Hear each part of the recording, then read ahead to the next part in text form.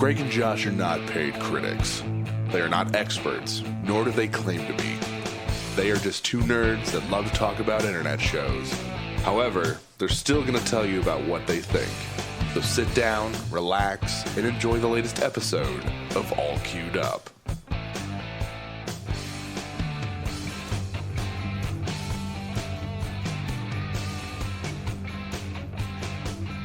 Hey guys, welcome to another episode of All Queued Up. I'm your host, Greg Dietz, and with me always is Josh Fisher. How are you doing, buddy? Man, I'm not doing too bad. Feeling pretty good here the past few days. So that's a positive. Yeah. How are you doing? I'm good. I still haven't had an anxiety attack or whatever the fuck these attacks are that I was having, where my chest would get really tight and I'd have to pee every fucking 20 minutes.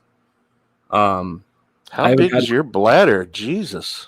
Well, that's the problem. Like, it's what's happening is that it's causing a shit ton of adrenaline to pump through my system. So it's just making pee, because at a certain point, like, it's just clear. It's just clear urine because it's just producing that much liquid. Because it's like full bladder pees every time for like every 20 minutes for like 3 hours. It sucks. Like, I don't want them because they suck. No. Who would? So I haven't had one of those in a hot minute, and I'm really working on preventing it. So eating less, eating healthier. It's fucking awesome, man. Yeah, my dad has to go on a strict diet because of his medical stuff, and I was doing that with him for a little bit, but then I learned that because I'm way more active mobily than he is, I have to have protein. You have to have protein, dude. Yeah. So I've been adding. You like you said, you're more mobile and you're consuming more energy. So you need to replenish that, and your body needs that fuel. So you definitely need the protein. Yeah. So I've adjusted my diet a little bit better to fit my lifestyle. And I think it's working. So you're feeling better as a result. Yeah. Oh yeah, absolutely. I had a. Go ahead. I was gonna say, I had a moment the other day where I was just like very upset, like for no reason. Like, it was one of those bouts of like quick depression. And I understand.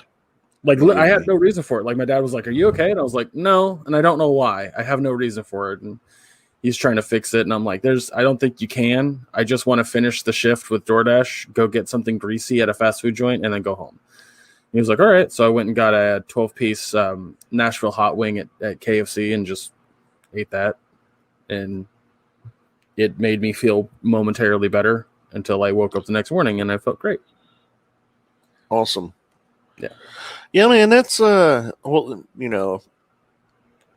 myself, I've been steadily losing weight. Purposefully. I'm down 76 pounds since October of last year. That's fucking, dude, that's a lot. A friend of mine, they saw me, and it's the first time they had seen me recently, and they said, "Man, you've lost like a Kevin Smith amount of weight in the past 8 months or so." Specific number? I was like, that's how we should judge weight loss to each other now. About a half. Yeah. Well, he's talking about the reference to when Kevin Smith had his heart attack, how large he was, right, and how small he is now. Right. He's like, "You've lost a Kevin Smith amount of weight." And I was like, I'm trying. I still got about 50 pounds more that I want to lose, and then I'll be happy. Happier, because, let's be fair. Who's ever really 100% satisfied with how they look?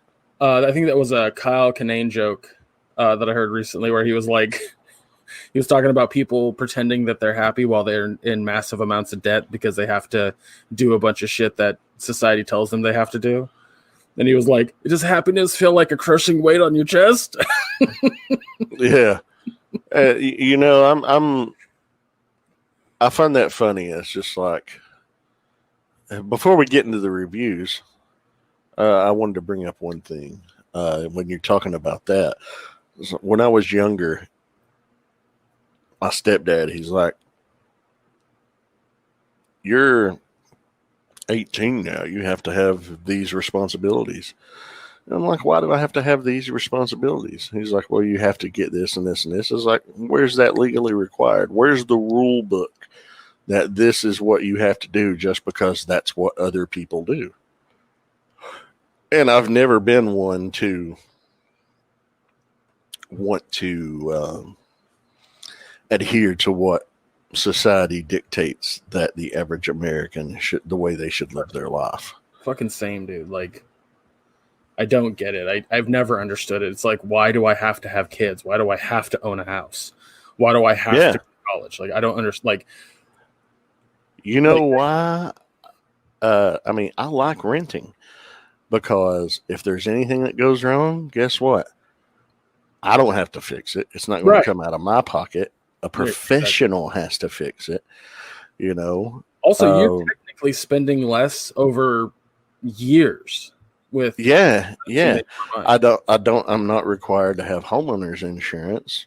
Mm-hmm. I get renter's insurance, which covers my shit if something were to happen. But by renting, the owner is responsible for taking care of these things. Mm-hmm. It's less out of my pocket. And, you know, say if I were a homeowner and something disastrous happened to my home and I have to fix it, what if I can't afford the person that I need the professional to fix? Or what if I don't know how to do those things myself? You know, I mean, I know a lot about a lot, but I'm not an expert on anything. Right. You know, I can do a few things around the house and everything, but I've never really wanted to be a homeowner. But now I'm actually looking into it just because I've been renting for so long. I'm tired of renting. And I realized I don't like living around that many people. So that may be part of it, the whole getting a home of your own, like little, not too far out of the way, but just isolated enough. You know what I'm saying? But for the most part, most people are like, okay, it's time to get a house and start a family. Nobody says you have to do those things. You don't have to do those things. I've got friends that are in their late 30s who have no kids, have no desire to have kids. And, you know, they're married, but they don't want fucking kids. Yeah. And I think the best way to handle life is just like, do what you want to do. If you want to own a house, go for it. Shoot for the moon. If you don't want to own a house, don't own a house. Like, if you don't want kids, don't have kids. If life throws you a curveball, try to go with the flow as best as you possibly can. Yeah, swing the fucking bat, swing away. Sometimes you're going to get a hit. Sometimes you're going to strike out. But, you know, don't conform to what society dictates that is required of you as an adult. Do what you want to do. As long as you're not hurting anyone with your views or your actions, then you're living your life the right way. Yeah. It's a thing that, like, I think has always been funny to me is you know, I watch people around me constantly do this thing where they go, well, I have to do this. I have to do that. Why do you have to do that? Because my parents say I have to. I've been told that I have to. Like, my friends do it. And it's like, well, why? Other than the fact that others are telling you to do it, you clearly don't want to do it. So maybe don't do it and you'll be happier.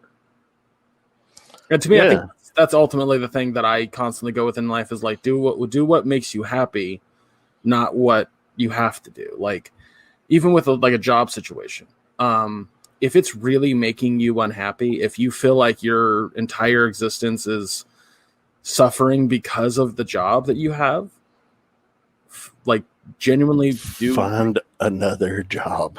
Like, I know that finding another job is easier said than done, but like, my suggestion would be quit the job and go and then apply for assistance for a little bit while you're searching for another job, and then or find another job that's really easy to get, like a fast food place, and deal with that for a short period of time while you find the bigger job. You know, like, yeah, there are solutions to the problem, and I think a lot of people they feel trapped. Yeah, a lot of people feel trapped. They go with the flow of what they think they have to do. They're worker ants. You know, they keep staying in a bad situation that's definitely draining on their mental health and hoping that it'll get better somehow. It's not going to get better. I think the best example that I can come up with to find your happiness in a better idea is kind of like what happens at the end of Office Space. Yeah. You know, it took him a little while to find his happiness, but he did. He found it. And yeah. You know, and it was totally a career change, but it worked. And it doesn't have to be something vastly different from what you're doing. And sometimes it does need to be something vastly different from what you're doing. Yeah. But that's the great part about life is self-discovery. Mm-hmm. Always be willing that you don't know everything and that you're always willing to learn something new. I don't care how old you are. Exactly. I mean, like right now, there's been a bunch of stuff about aliens because the CIA, Pentagon, released that footage. So all this new information is coming out about aliens. Well, we don't know. We don't know if they've been here. We don't know if they'll never be here. We don't know if that. We don't have all the information. But as the information comes out, be open to it. You know, be open to the idea that you're going to learn something new about the universe. Be willing to accept that everything that you knew might not be exactly the way that it is. I think that's another important thing in life is that a lot of people get so stuck in their ways and they're 100% like, that's the way that it is, period. No ifs, ands, or buts. And they're unwilling to also accept that maybe they were wrong. And I think that's another key to happiness is just kind of acceptance of a lot of shit. Yeah. Like, you know, I recently made a post and everyone is so quick to post things on their social media accounts that aligns with their own biases. And one of the things we recently discussed on the show was when we had Dante on in our Black Lives Matter episode, why you shouldn't say all lives matter and how to be an ally. Very positive reception to that episode. So thank you again, all of you who have listened to that and given us feedback. And if you haven't listened to it, if you're new, please go back and listen to it. It's a wonderful episode. But I recently saw a post, people were like, why can't we just all agree that all lives matter and stop making everything about race? Well, here's the thing. Just because you don't see it happening where you are, and it's mainly people that are in very isolated areas that use this argument a lot, just because you never saw it, because you weren't exposed to it, doesn't mean it isn't real. It happens, you know, so you have to expand your worldviews. It's vital in this day and age. Be willing to accept things. Be willing to change your viewpoint. It's part of growth, you know, and it can be exciting. It can also be scary as fuck. I understand that. But hey, this is totally not what we intended to talk about because we actually have two things we reviewed. Yeah, I was gonna say that's before we get into the review. So if you're new to the podcast, that was a hell of an intro. What Josh and I would do here is we talk about two shows in their entirety, give our thoughts and impressions and review and a score at the end. But that's something we also want to talk about before we get into the reviews. Today, we're reviewing two shows: Umbrella Academy Season 2 and War for Cybertron Part 1, Season 1. Yeah, it's the Hasbro's new series, Transformers War for Cybertron Siege. I'll explain more about it, but yeah, it's the first part of that story. Because it's supposed to be like a trilogy. But anyway, I'll expound more on that when we get to it. Right. But we want to kind of talk about the state of the show. Josh and I have found that we're happiest just kind of shooting the shit. That just having a discussion, bringing up topics that are random is way more entertaining for us and entertaining for you, clearly, than us reviewing shows. But we don't want to just shirk the whole reviewing shows thing. That kind of goes against the, all queued up angle. So what we're going to do instead is whenever the fuck we feel like it, we're going to review a show that looks interesting to us. That's as simple as it gets. It'll be like one show for the episode, and then the rest of the episode is shooting the shit. It's just something that I think we want to do instead of putting all that pressure on us to watch 2 entire seasons in 2 weeks. It's a time sink. There have been times where it has been stressful because hey, we made it more difficult on ourselves than we needed to, and we realized that like Greg said, we have more fun, and it's not that it's not fun to talk about these shows and series that we've watched. It's just a huge time commitment, and there are so many things in our lives going on that give us enjoyment. We were depriving ourselves. Exactly. Now, we still are always going to do reviews on things, but there have been episodes where we have no idea what in the fuck. We got to pick 2 things to watch for the next fucking week or 2 weeks from now, and nothing that was of any interest to us or nothing that looked worth reviewing, because let's be fair, some of the shit we reviewed was a real slog to get through.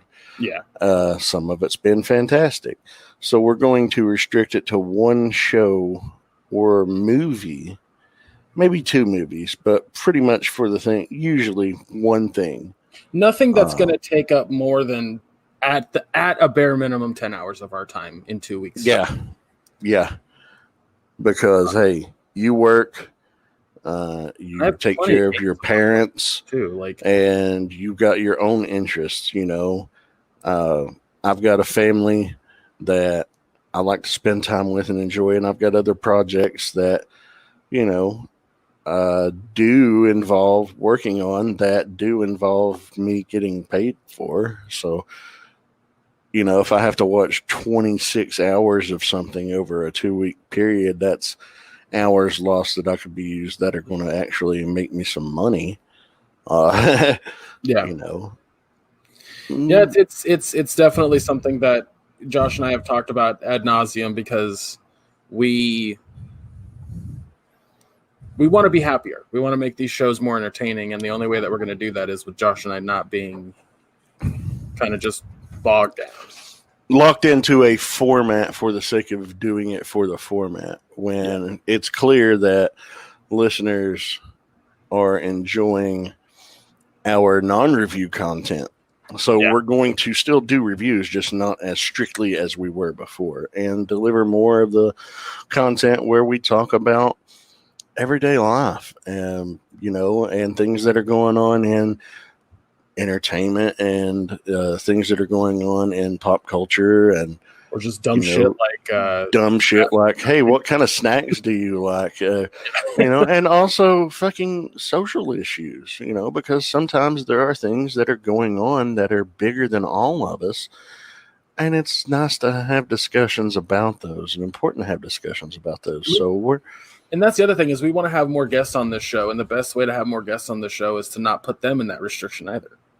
Exactly. It's like in the past, we struggled having guests on because if you want to come on the show, you're going to have to watch these 2 things. Well, that's not fair to ask them to say, hey, give up 20 some hours of your free time, when you're working a full-time job and have a family at home. Just make it as hard on you as we do on us, or even harder. Recently, having the guests on as much as we've been having more fun, and I really want to continue to do that. And we're also updating the look of the show. We're going to have new music, new artwork debuting soon, new logos, new everything. So keep your eyes open, because that's all going to launch at one time, and it will be a cool thing to see. Yeah, it's going to be fun. With that being said, Josh, let's get into the reviews. Yeah. Well, go ahead. I was going to say, like I said earlier, we're reviewing Umbrella Academy season 2 and Transformers War for Cybertron.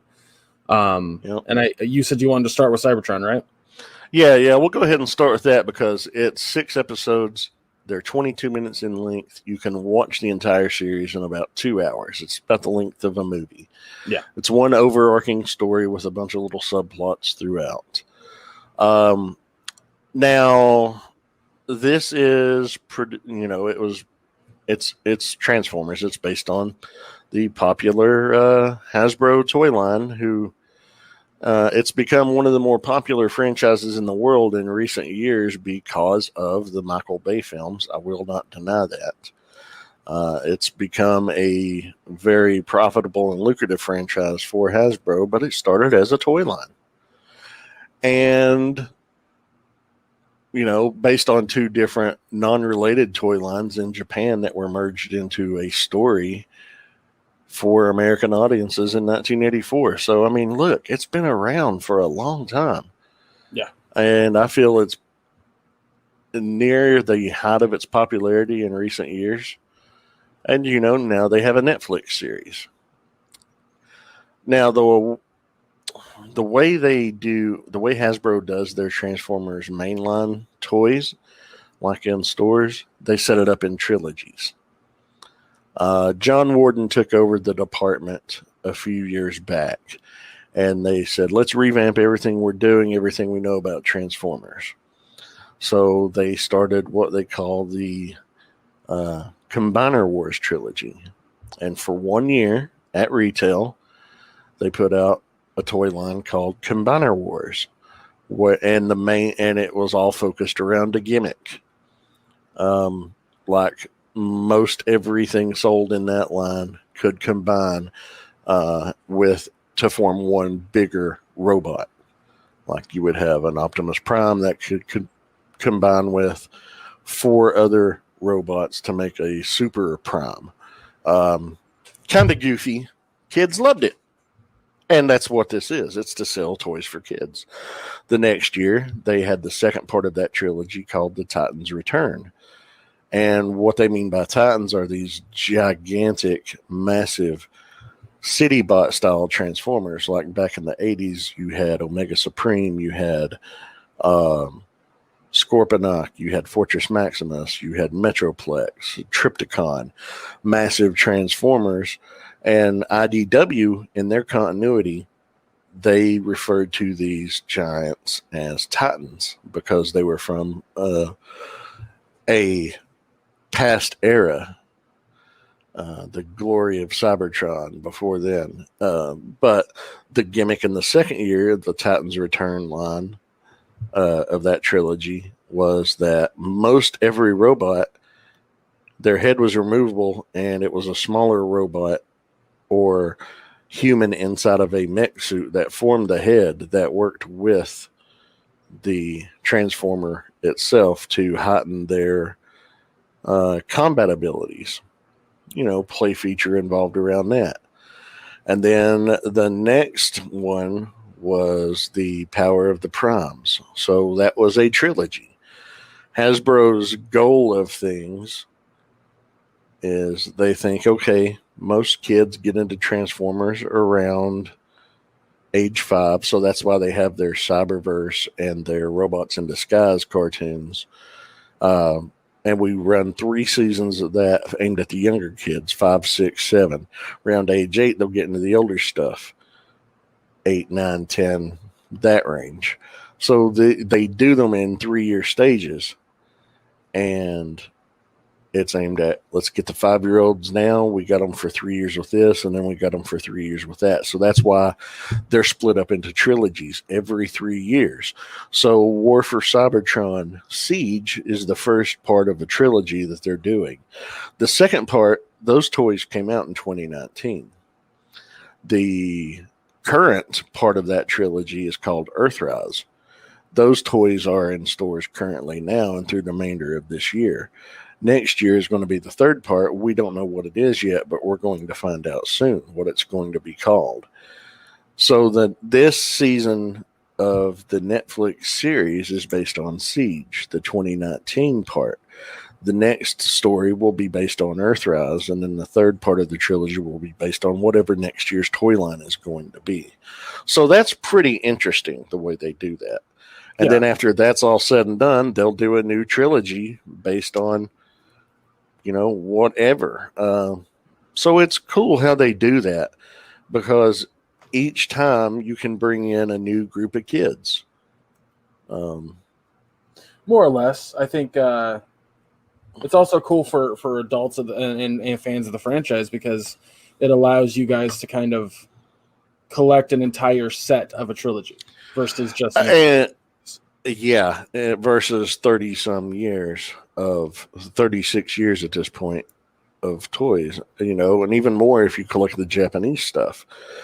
Now me, as most people are aware, I'm a big collector. So yes, I do collect Transformers, but mine is a more specific set. I don't do a lot of mainline Hasbro stuff, but for the mainline Hasbro stuff, the generation one, the first generation of stuff from 84 to 87 was the most popular.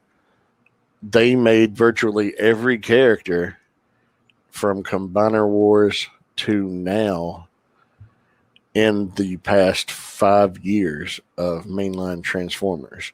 They've remade every character plus more, so it's an exciting time for those collectors, and that's where a vast majority of Transformers collectors are buying the mainline stuff that's available at like Walmart, Target, formerly Toys R Us, but a lot of people get excited about it, and a lot of adult collectors do too. And so, of course, in my circle of friends in the community that I'm part of, the Realm of Collectors, everybody was really excited about this season of this new show, the first Netflix show, because as we can see, Voltron, Legendary Defender, was very popular. So a lot of people have had high hopes for this War for Cybertron Siege. And I'm just going to say, it does not hold a candle to Voltron Legendary Defender. No, but I think there's a reason behind that. So this is going to sound, I don't know how to put it.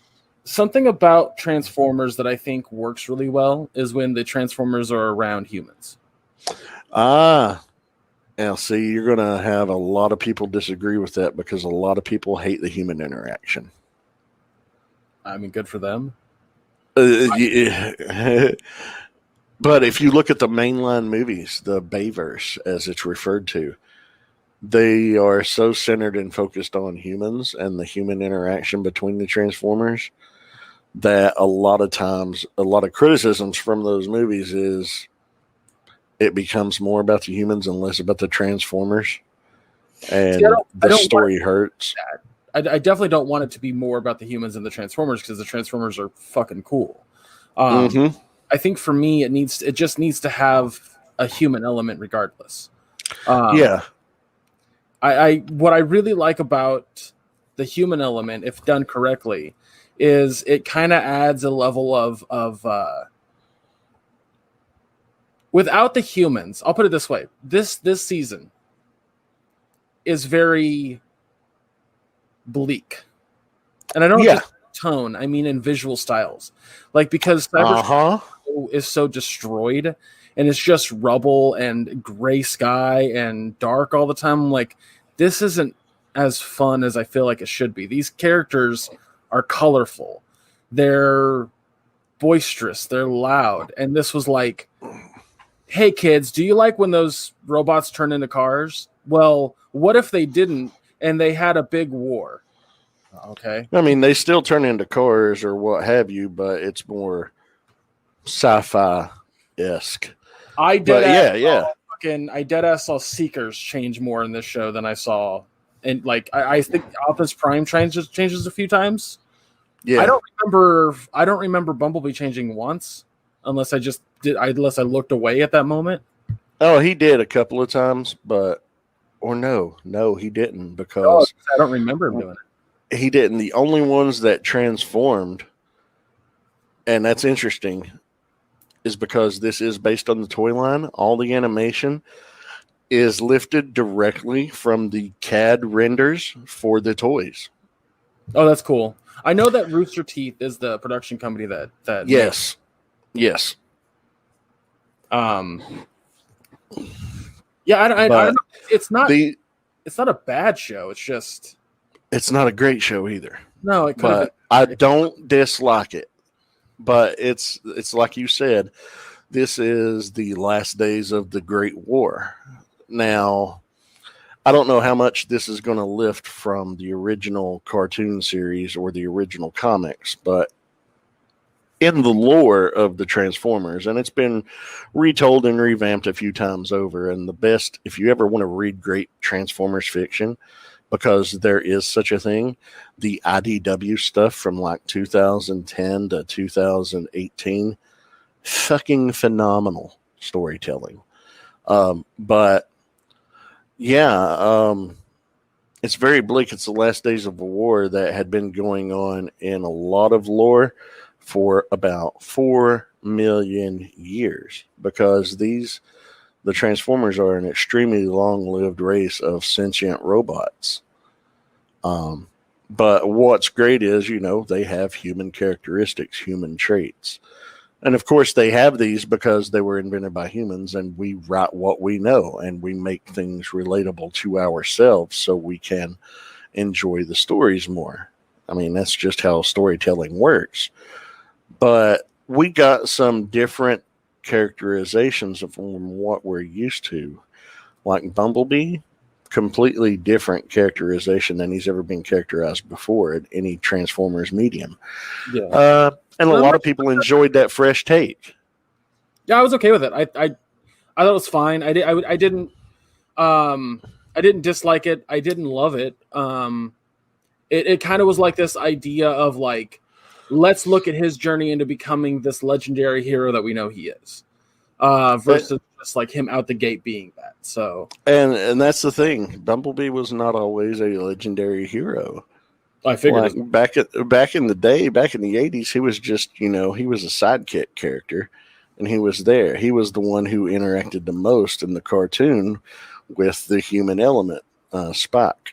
Spock and Bumblebee, they were a pair. And then later on, Spock's son in the future hung out with RC. But all the characters in this season that showed up are toys that are available right now since last year, except for Bumblebee. And that's why you didn't see a transformation, because they didn't make a Cybertronian Bumblebee. They've announced one that's coming out for Earthrise, and he is in his classic Volkswagen Bug form. But that's why you only saw transformations of certain characters. But they all look just like their toys, which as a kid, I didn't have that. Like, if you go and ever looked at the original Transformers series, and then look at the original Transformers toys, there is a huge difference in the actual visuals of what you got in the store versus what you got on the screen. Right. So some characters, looked similar. Some were completely different. Like, in your spare time, Greg, I'll show you a link. One of the characters, Ironhide. He was very popular in the old G1 series. His on-screen character, him and Ratchet both, looked nothing like their toys, because, of course, they were toys that came from another line. Anyway, moving on, talking about the show itself. The show set in the last stages, the last vestiges of this Great War, and it focuses on the two factions, the Autobots and the Decepticons. And most people want peace, and their peace talks have been brought up. But Optimus Prime and Megatron, leader of the Autobots and Decepticons respectively, cannot come to an agreement. They cannot come to terms on a peace accord. and it's wearing on everybody. The planet's decimated for resources. People are low on energy. Loyalties are being tested. It's a good dark war story in that regard. Yeah. Again, but I think that's where a bit of my problem lies, is that it becomes a bit too heavy-handed in that same idea. I guess what I mean by that is there are a lot of moments in this show that are a bit. This is going to sound really stupid, and I apologize to anybody who loves certain aspects of Transformers. I don't mind dark elements in Transformers. I don't mind characters dying. I don't mind that kind of stuff. What I mind is that Transformers are meant to be fun. They are robots that turn into cars. That's fun. There wasn't a whole lot of that in the show. There really was just not a whole lot of fun. It was dark doom and gloom the entire time. It was it just wasn't fun. Yeah, it definitely wasn't fun. And you see character deaths, and you see some major character deaths. I'm not going to spoil any of those at all. No, did you ever play a game series that was the War for Cybertron game series? Yeah, I actually have a couple of them. That is way more entertaining to me than this show. There was the one in 2010 for Xbox 360 and PS3. There was the War for Cybertron and Fall of Cybertron. Yeah, and then there was the last one, the Rise of the Dark Spark.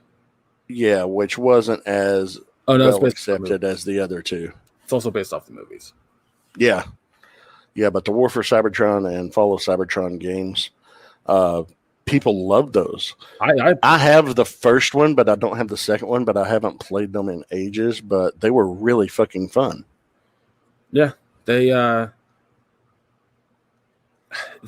just looked better. I think that's my big thing right now that I keep gravitating back to, is that even in those two games, like, everything looked bright and it was cool, and there were quips between the characters, and they had witty dialogue between each other. And this show is just like, this show has none of that. There's no brightness. It's all dark. It's dirty, and it really gives you that war-torn feeling. But that's one thing I am critical of. The voice acting in this was fucking horrible.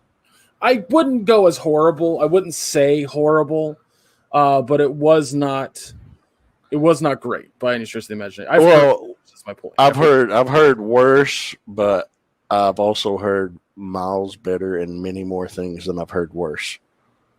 Let's put it that way. It wasn't as distracting for me as it clearly was for you. I'll say that much. It was bad in that regard, and I thought the animation wasn't good. No, I was gonna say that too. Like it seemed, and not the actual animation itself, but how it's animated.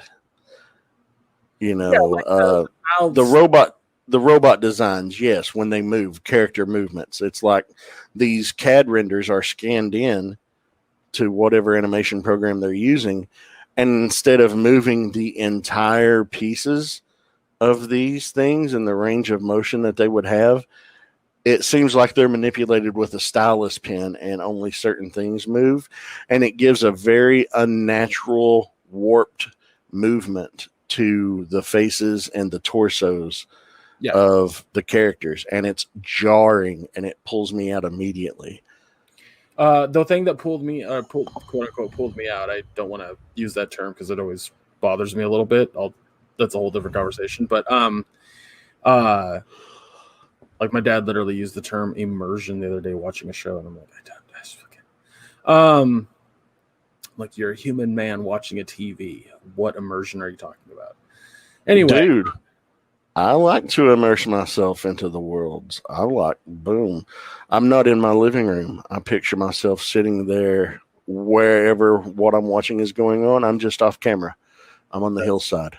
Extremely. I immerse myself into it. No, fuck you. I love it. I'll never be able to do that. I've never. It allows me to suspend my disbelief. It's like I'm not watching this in my living room on a TV. I'm watching it there. I'm there. I'm just off camera.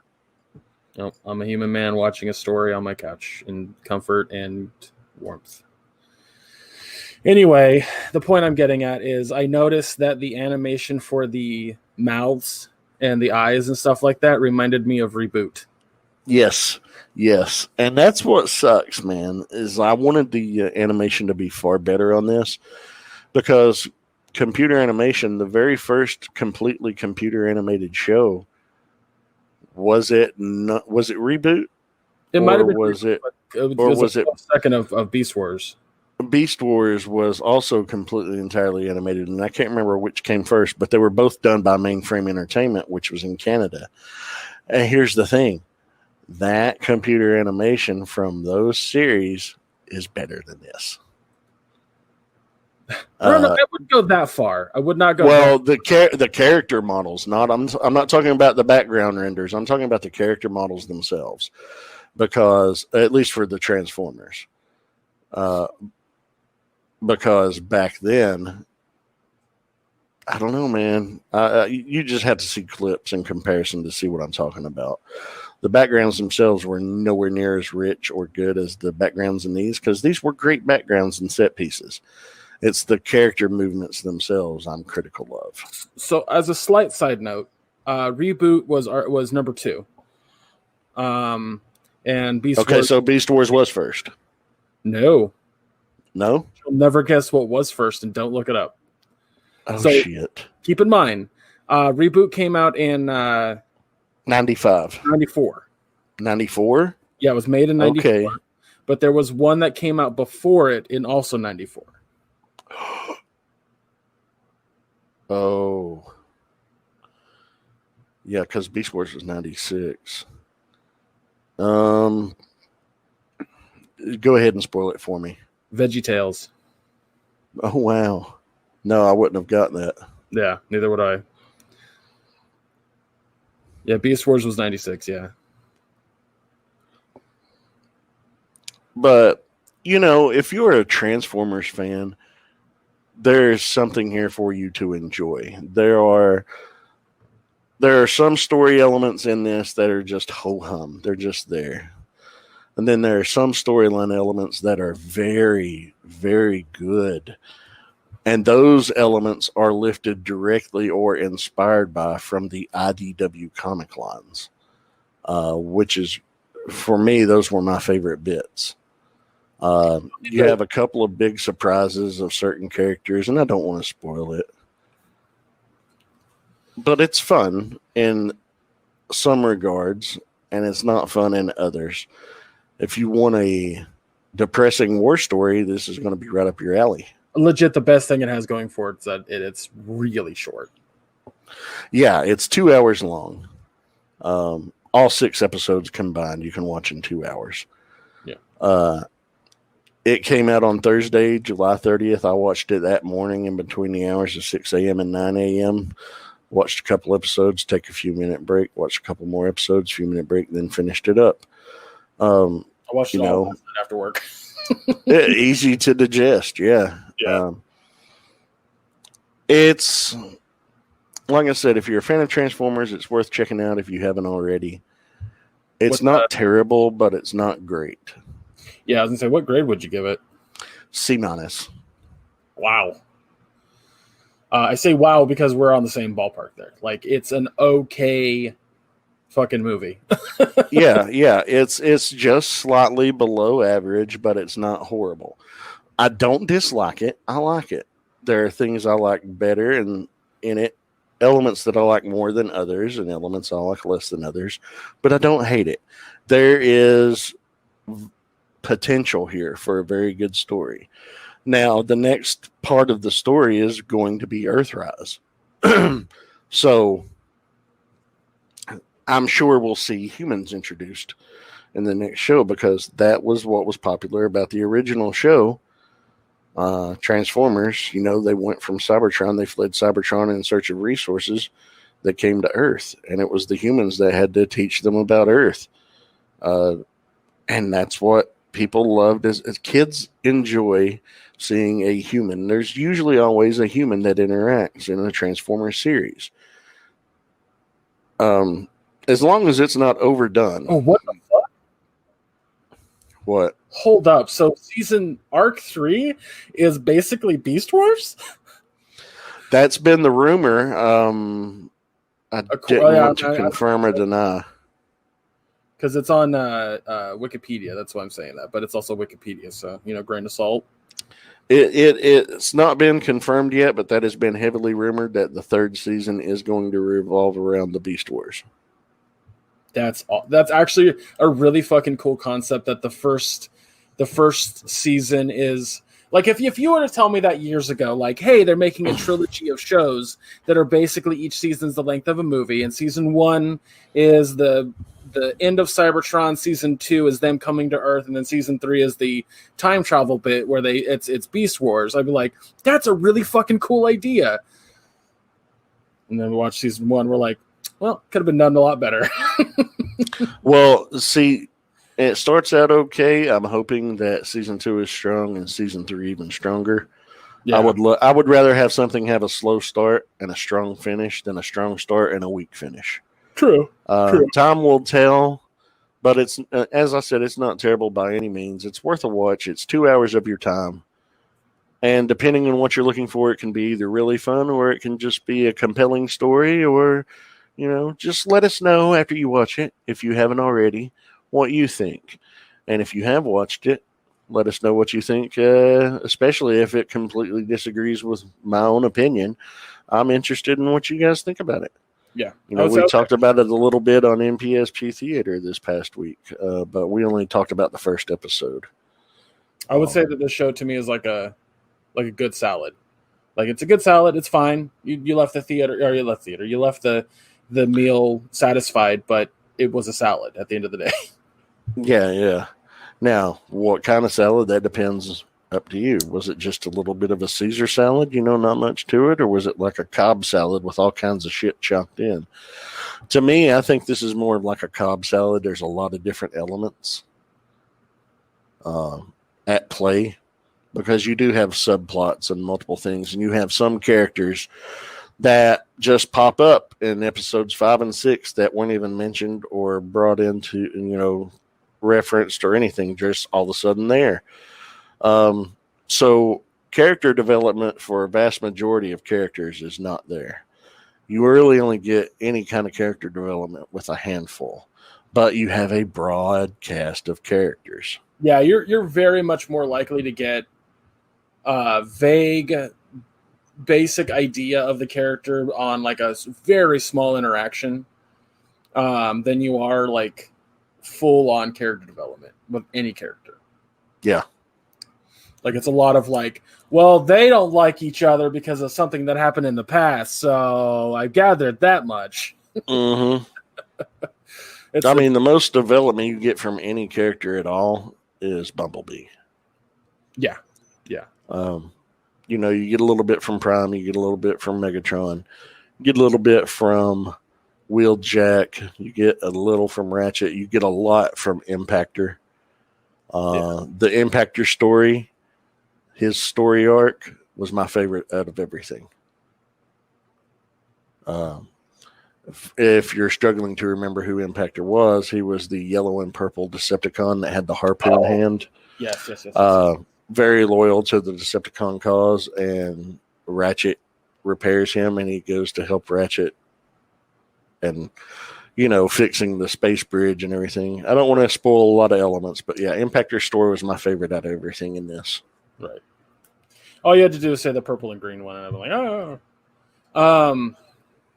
Well, yeah, guys. Josh and I both give that a C-. If you're a fan of Transformers, definitely check it out. If you're not a fan of Transformers, I would argue that this is not a good place to start. But if you've only watched the movies, check this one out. I mean, this is the best I'll And if you're a casual fan, you're looking for something easy to digest, watch it. That's exactly what it was for me. Like, I'm very much a casual fan. Like, I don't collect. I don't remember half of the Transformers toys. I'm just like, robots that transform into car are cool. Yeah. Let's see. How many would you think I have? Oh my god! I've got quite a few. Based on pictures that I've seen, I would wager a guess you have over 60. High or low? Around? Low? Low. Now, just for the masterpiece, let's see. That's 18.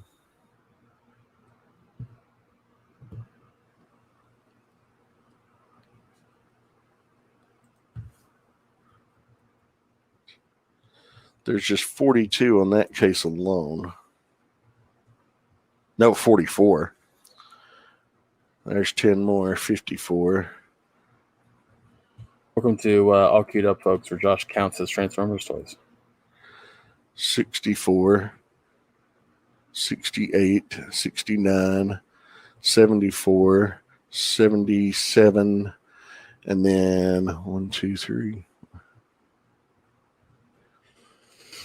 89 just in Masterpiece.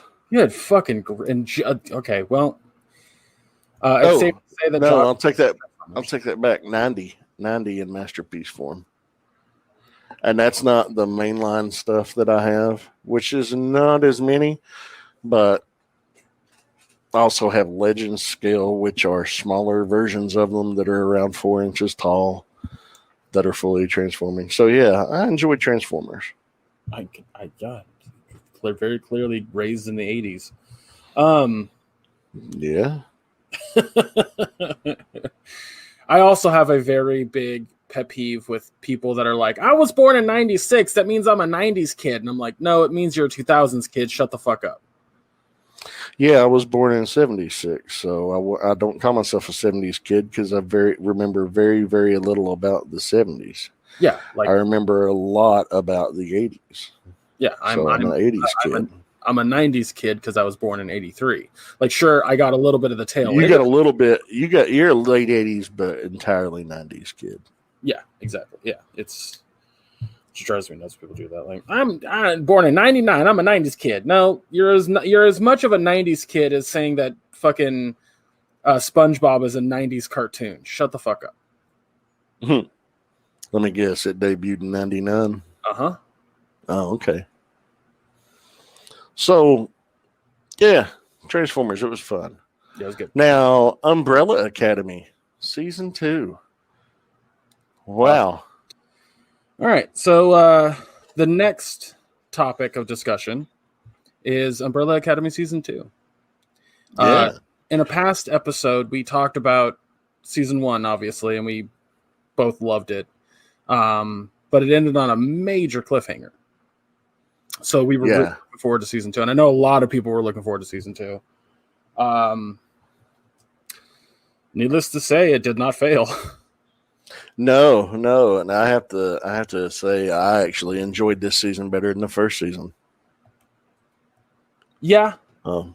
I think I agree with you, but only on the idea that it was less depressing this time. It was a lot more fun than Season 1. Yeah, it absolutely was fun. You know, Season 1 was the setup and learning about everybody. And, of course, you know, a lot of depressing themes and elements in it. This season, it's just like, okay, you know everybody now. Let's see what happened at the end of Season 1, and you just put right in the mix. Man, I really enjoyed it. And I enjoyed the fact that it seemed like some characters got a little bit more of the spotlight this season than they did the last. Yeah, and of course, Rumor? as a result, I'm sorry? Like Rumor? She got more screen. Yeah. Oh, yeah. I was like, Rumor? Oh, you mean Allison? Yeah, okay. Yeah, I was... Characters, that's how I'm going to do it. Do what? You want me to remember characters, that's how I'm going to do it. Well, however, you got to do it. How do you remember Luther then? Gorilla Guy. Gorilla Guy. Okay. I actually think his code name in the comics was Space Boy. I'm not sure. Yeah, I think you're right. But yeah. So I really enjoyed a lot of the individual stories because at the end of season 1, the siblings were trying to stop the apocalypse that destroyed the world. Come to find out, what triggers it is their one sister, Vanya. And the reason why it was triggered is she never learned to control her powers. And she's lashing out in anger because of the way she was treated over her childhood. She's off her meds. Things came to light. She ended up, destroying the moon with her powers, and a giant chunk of the moon crashed into the earth, killing just about everyone. That was essentially what they had to stop. At the end of season 1, they stopped Vanya, but they had to go into a portal to time travel to escape the apocalypse.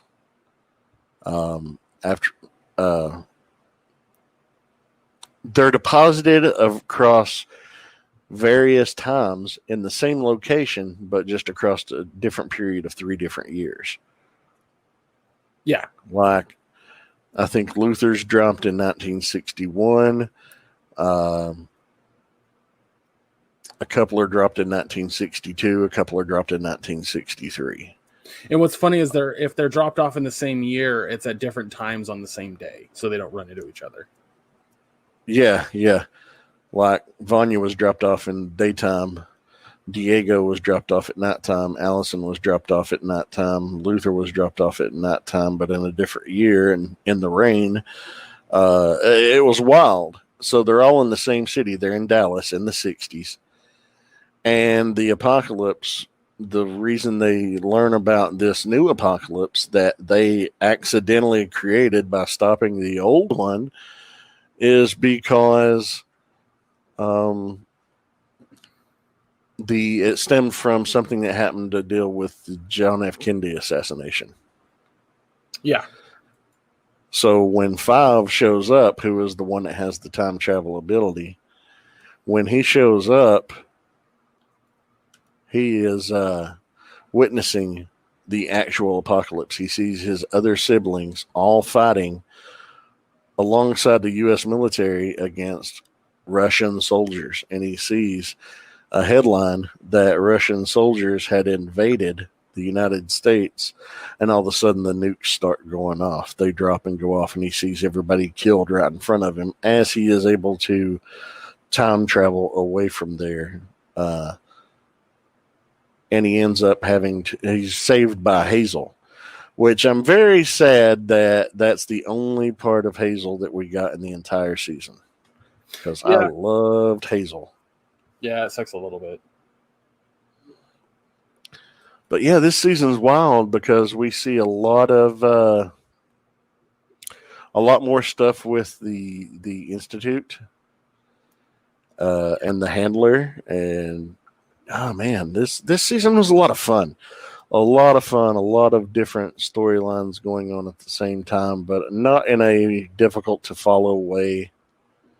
No, they do a really good job at letting you know what year you're looking at the exact same time. Like, it's all in the 60s. Like, my dad, I was telling him about it, and he was like, one of his biggest pet peeves in shows is like he'll be watching something that takes place in 1992, but they're driving a fucking, a 1998 car.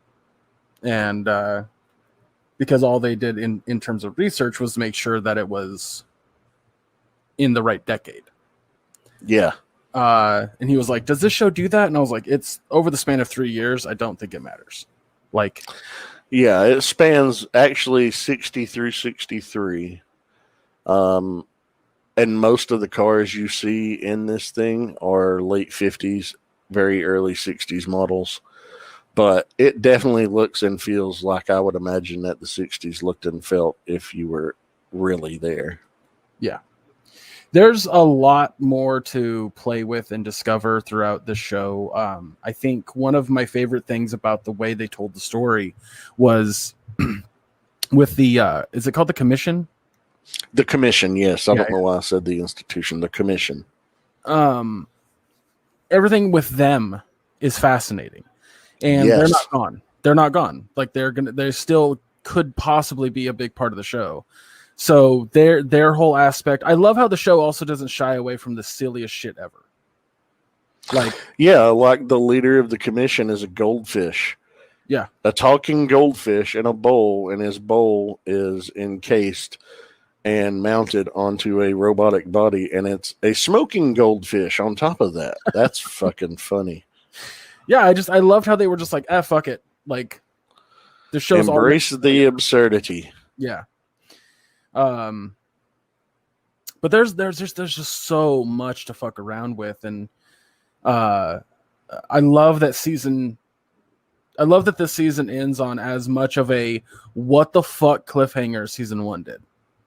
Yeah, it absolutely did. Like I'm so excited. We're not going to spoil that at all. No. One of the things I do want to spoil and talk about is I love the fact that Allison is involved in the civil rights movement of the area. Yeah. Now, I think it was very tame what they did to talk about and display and portray the civil rights movement of the area. But the fact that it was touched upon and not really hammered into your face, saying, look at this. This is what happened. It's not screaming it.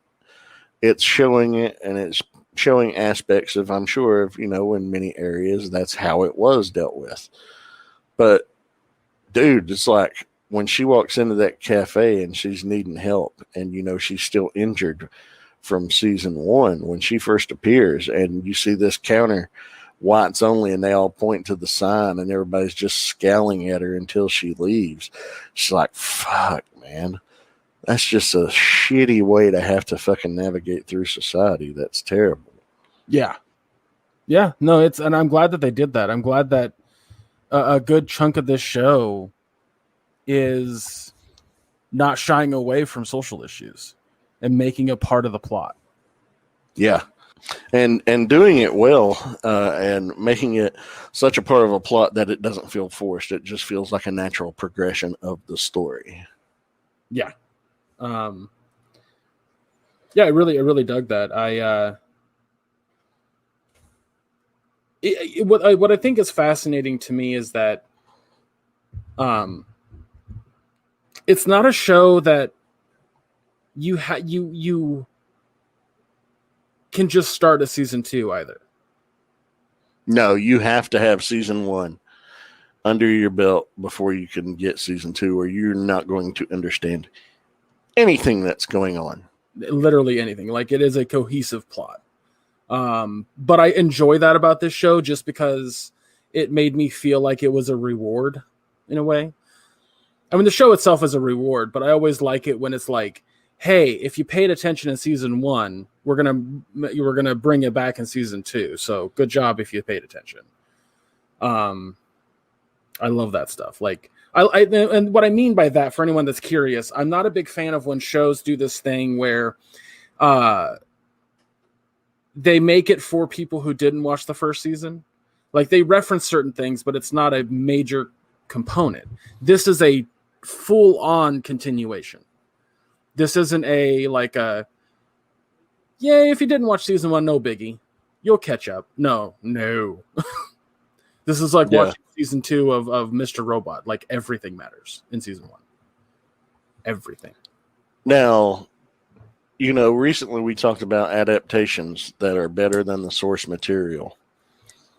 This is, to me, an adaptation that is superior to the source material. This is based off of a series of graphic novels written by Gerard Way, who's best known as the lead singer of the band My Chemical Romance. But he wrote these Umbrella Academy books, and I think there are 3 trade paperbacks, essentially. I've read the first one, and that's what season 1 was based off of. And season 1 was vastly superior than the first trade paperback. Now, I've not read the new trade. I was actually going to do that today, but Greg wanted to record a day early, so it's his fault for me not having a more direct comparison. I blame him, but it's okay. I forgive him for it, though, because I'm not angry. It's not like I was excited to read that story. No. But based on first book, so it's fine. I'm basing it on how I felt about the first book. The first book didn't make me want to read the second book, and how drastically different, but yet still in tune with what the series is. I like the changes that they made for the show better than what I read in the comic. So I can't imagine that I would enjoy the story arc of this over what we were given. I could be wrong. I'll go back and read it anyway, and if I am wrong, I'll let you guys know next week. Yeah, I think the thing that sucked about the comic was that it felt very haphazardly smashed together. Oh, absolutely. I think that was the biggest issue with it for me. But yeah, I the fucking acting of every character in this show is fucking stellar. Even the side characters that won't matter in season 3 didn't matter in season 1. Like, they didn't exist in season 1. Yeah, but they were compelling characters. Oh yeah, well that's what that's what I'm saying is, like, these characters are throwaway characters. They're intended to just be for the season, and even I was invested in their life because it's so structured and acted. Yeah, especially Sissy and her son Hayden, right? Her piece of shit husband Carl, and how they're all fit in relation to Vanya. And Luther actually being employed and friend of Jack Ruby, right? Which was awesome. I loved how Diego was in the nut house, and the girl Lala that he met in there becoming integral to the story in the ways that she did. The stuff with the handler and Five, and then Five trying to figure out everything and figure out how to save the world entirely and save his family at the same time. The stuff with Allison and the civil rights movement and her husband that she had married, and how she fit into everything, how it's all woven together. And then Klaus had become a cult leader. That was hilarious. Just a riot, because it's like, in the 60s, what do you picture each one of them doing? Well, obviously he's going to be the cult leader of the group, but his character is so endearing. I love his character. And even he had like some serious heavy arcs in that. It's just how it's all woven together is very well done. Yeah.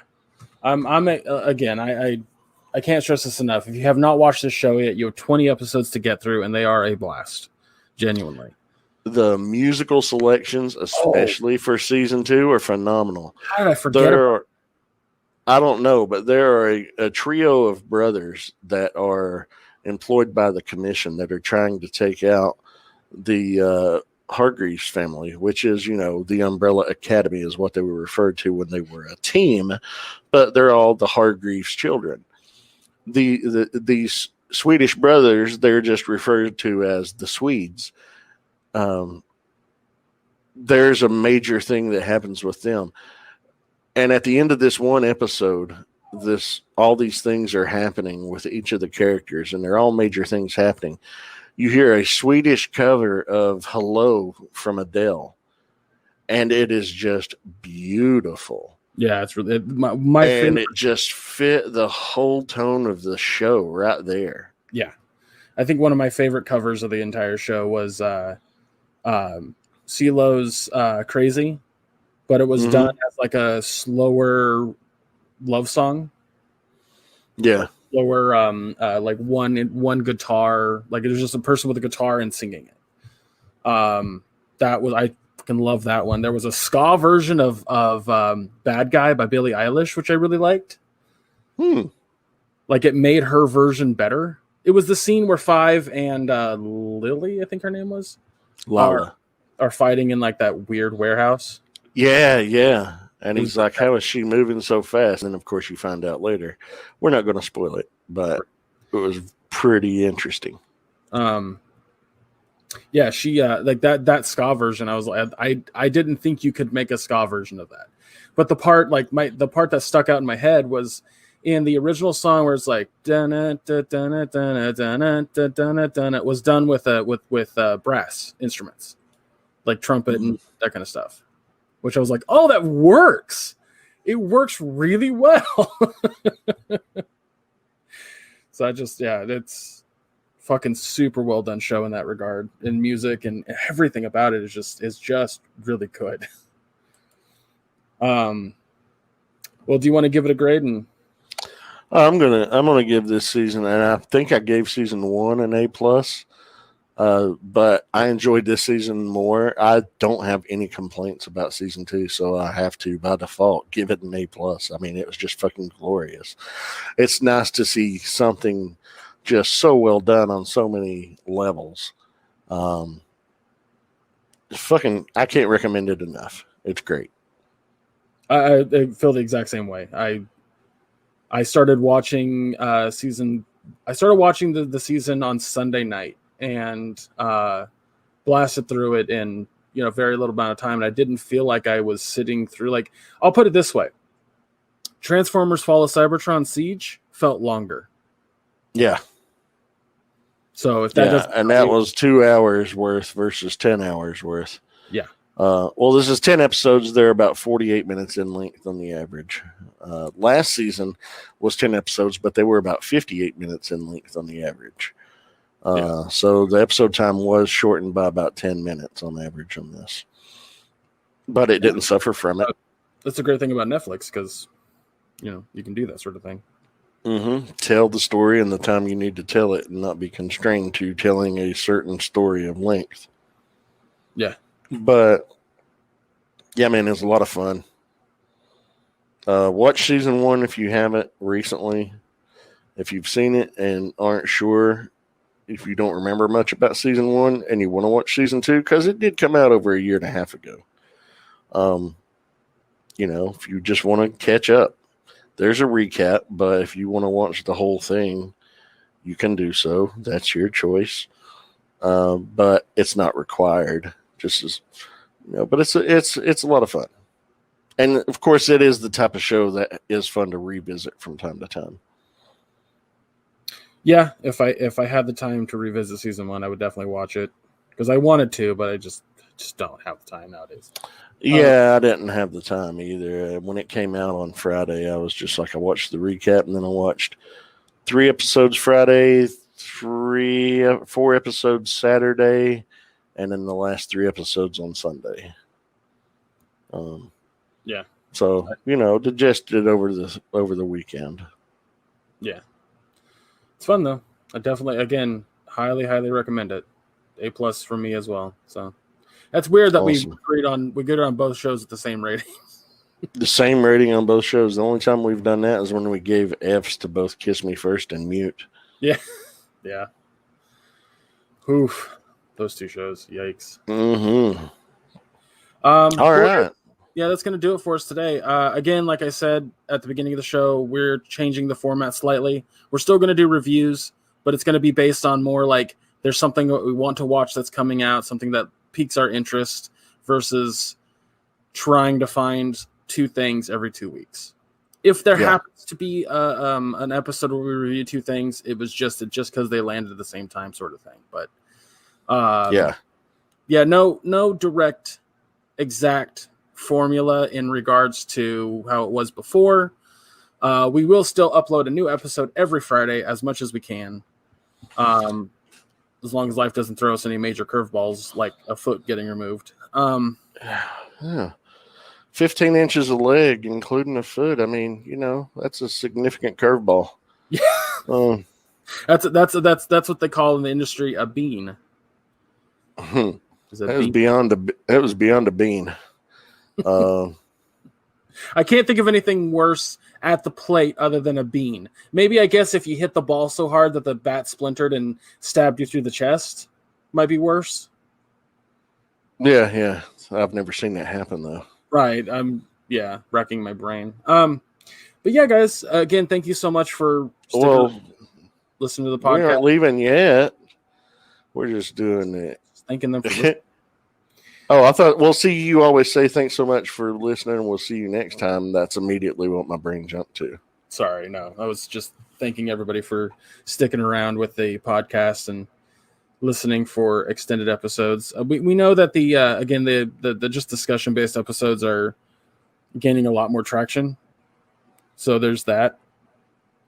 We're very excited for the future. Like, again, as Josh said, we have a lot of stuff in the works to kind of change the look of the show a bit. And, we are going to bring back certain recurring segments, such as crazy news headlines, but we got something in the pipeline that will from time to time be a segment as well. And I think it's great. I've done a little bit of, as a hobby, scam baiting. Right. On the internet, and it's happened through Instagram. Oddly enough, I've had scammers hit me up in return to get Steam cards. And this is a thing. There's a YouTuber out there named Kit Boga who deals primarily, he streams it on Twitch and then uploads it to his YouTube channel.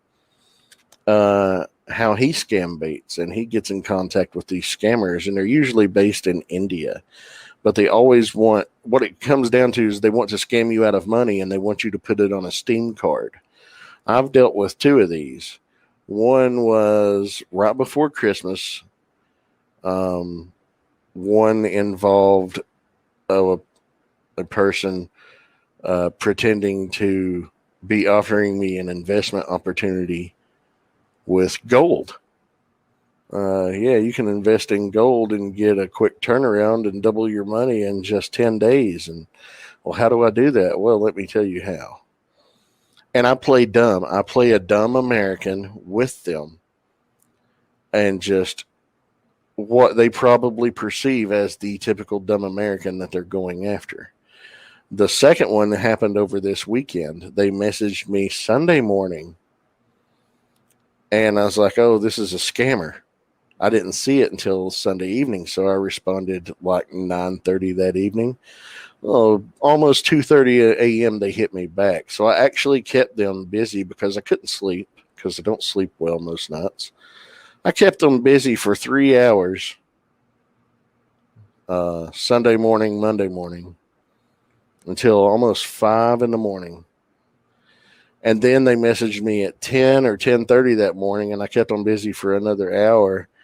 And the excuses and the story that I fed them, and then later that evening came back. I mean, it took over 15 and a half hours from start to finish before I finally busted them and let them know. Just the journey there is hilarious. Nothing wrong with little deprecation, and it's funny as hell. Greg, I screenshotted everything for him, and Greg's read both stories to his parents, and they have both just cracked up, died laughing at the shit. Yeah, there's a few moments in this newest one that are exceptionally funny. But what I want to do, and what I was telling Josh about, was I want to do like scam bait theater, where because that's all text, we basically record a session where I play the scammer in the best way that I can. Josh plays himself. Yeah, but me playing myself as a dumb American. Well, yeah, we want to get those recorded, and because the problem is that I have to read it a bunch in order to, and I have to write it out in a script format, because a lot of the times there's sections that like where Josh hasn't responded in a little while, and they go, "Are you still there?" and vice versa. I want to like take those out because they don't really flow in a cohesive conversation type format. So, yeah, that one, especially that one bit between 10 a.m. and like 3:30 p.m., they just kept messaging every half hour. Are you still there? Where are you?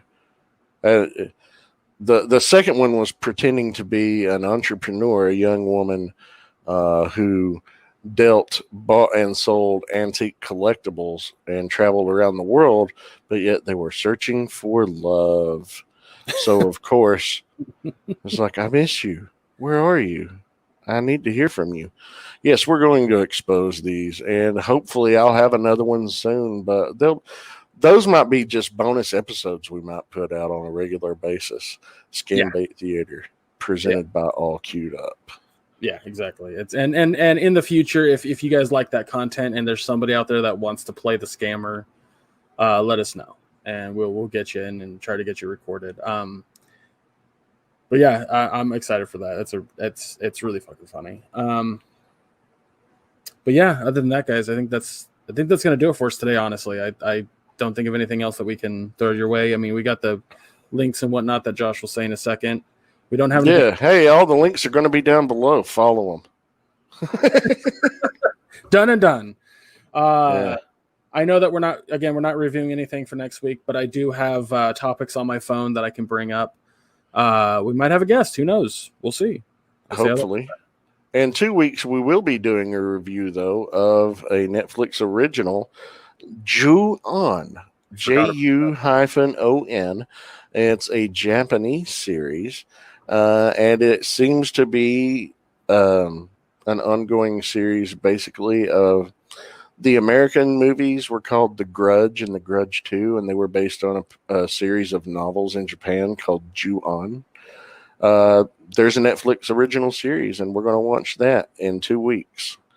I was wanting to watch it anyway, and Greg's like, well, let's just do one show, but let's try to get back to reviewing now that our lives have settled down. And I was like, well, let's watch this, and he's on board. So that's what the review will be in 2 weeks. So if you want to avoid spoilers or are interested and want to hear what we think about it, that's what it'll be on the first half of the show. And then the last half of the show will be a discussion topic. That's going to be the new format on review episodes, I think. But yeah, I'm excited. Yeah, I'm excited too. It's gonna be fun. Well, Ju-On's not gonna be fun. That's gonna be scary. But you get my point. I hope you poop your pants. Nah, I'll be fine. A jump scare might get me, but I like horror. I grew up on horror. I don't know if I ever told you that. I like horrors. I didn't say. I used to like horrors. I used to grow up on horrors. According to that, according to Mary, you're a man whore. But I was at one point. All right. Well, I'm gonna move on. You weren't blowing dudes for money. That was fucking funny. Oh my god. What was I going to say? There's some of those. On that note, let's get out of here. Is what you were going to say. Get the hell out of here, guys. If you feel so inclined, again, I say this every episode. Follow my Twitch channel, Chubruck. It's twitch.tv/ChubruckGeek. We want to do a Jackbox stream. They have a new one coming out in a few months. All 5 games have been announced, and I know that we're going to want to play quite a bit of that.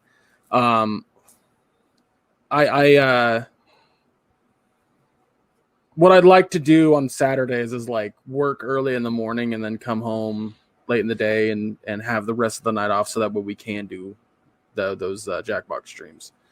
But we also have to schedule it, so that's the thing. But honestly, we'll let you guys know on Twitter. We'll let you guys know in the Discord, on Facebook. We'll try to put it out there as much as we can to let you guys know when we're going to be doing that.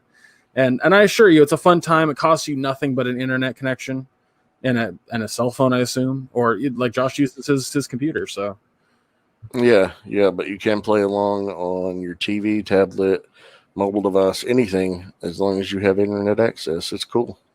Yeah. Like there's been times that Misty's watched the stream on the TV in the living room and played along on her phone. So yeah, it's a lot of fun.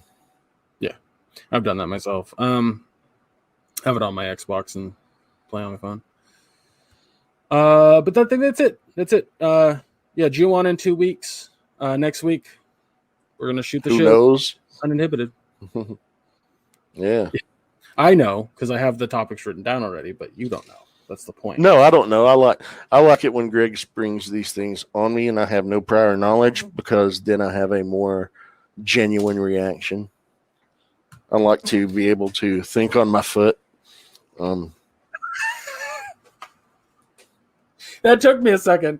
You said that and my brain went, it's think on my feet. Oh. Oh, man. I was like, that's not the phrase. Oh, you fucking. You right, son of a bitch. We're going to All get right. out of here. I haven't eaten anything today, so I need to eat. I haven't either, and I'm starving, and it's 2:11 p.m. Wow. It's only And 11. somebody is cooking something, and it's driving me fucking insane. Let's get the fuck out of here. Guys, thank you so much. All right. We love you. I'll see you next time. Take care, everybody.